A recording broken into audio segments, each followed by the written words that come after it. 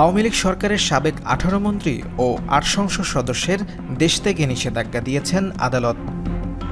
সোমবার Dhaka metropolitan senior special জজ মোহাম্মদ আশামস জগলুল হোসেনের আদালত দুদকের পৃথক ২ আবেদনের পরিপ্রেক্ষিতে এ আদেশ দেন।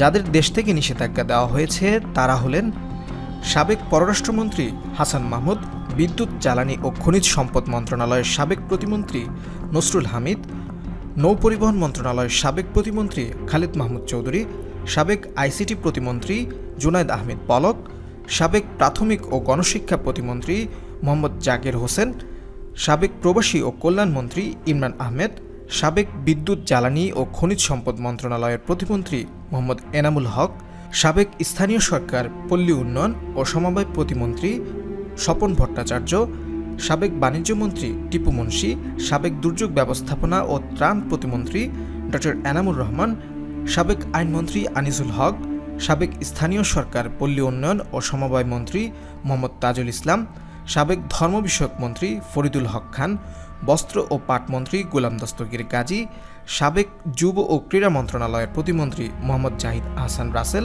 সাবেক দুর্যোগ ব্যবস্থাপনা ও ত্রাণ মন্ত্রণালয়ের প্রতিমন্ত্রী মোহাম্মদ মহিবুর রহমান, সাবেক পানি সম্পদ মন্ত্রী আনোয়ার হোসেন, সাবেক তথ্যমন্ত্রী হাসানুল হক ইনু, এছাড়া সাবেক সংসদ সদস্য বেনজির আহমেদ, কাজী নাবিল আহমেদ, শহীদুল ইসলাম বকুল, একেএম সারওয়ার জাহান, শেখ আফিল উদ্দিন, মেহের আফরোজ, আবু সাইদ আল মাহমুদ ও শেখ হেলাল উদ্দিনকে নিষেধাজ্ঞা দেওয়া হয়েছে।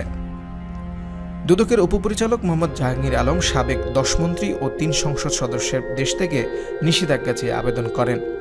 এরপর শুনানি অনুষ্ঠিত হয়। দুদকের পাবলিক প্রসিকিউটর মীর আহমেদ আলী সালাম শুনানি করেন। শুনানি শেষে আদালত অভিযুক্তদের দেশ থেকে নিষেধাজ্ঞা দিয়ে আদেশ দেন।